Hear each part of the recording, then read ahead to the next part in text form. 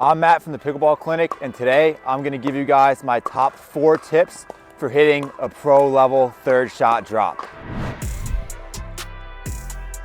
So the first thing that I'm going to preface this video with is the third shot drop is arguably the most fundamental shot in the game, especially towards playing a high level, but it's also one of the hardest shots to master. As a coach, I can confidently say that the third shot drop is the #1 most asked about shots by my students. I have players all the time coming to us for lessons and clinics saying, I want to work on my third, want to work on my third, want to work on my third.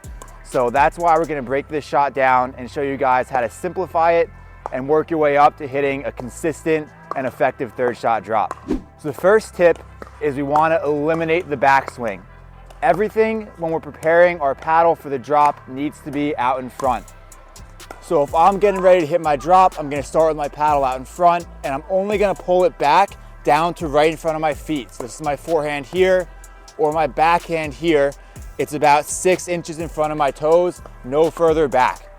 A lot of players tend to take the paddle far back behind their legs on their drops, and this causes them to take too big of a backswing, which in turn causes the ball to pop up and get slammed.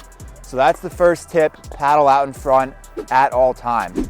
The second tip is we want to bend our knees. I probably sound like a broken record at this point because I'm always talking about the knee bend, but this is super important on the drop because a lot of the times the drop is coming down low.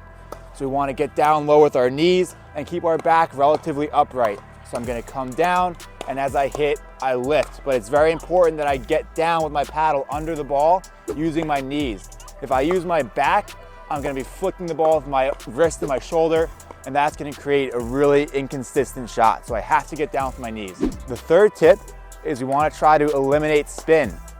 If you guys watch the pros play, their drops have almost no spin on them, at least 90% or more of the time. We're almost never seeing the pros hit with slice or topspin on their drops except for very limited occasions. So if they don't do it, there's no reason for us amateurs to do it as well. We want to make sure that we're hitting these drops flat. Our priority is that we get them in the kitchen and so that they're not attackable.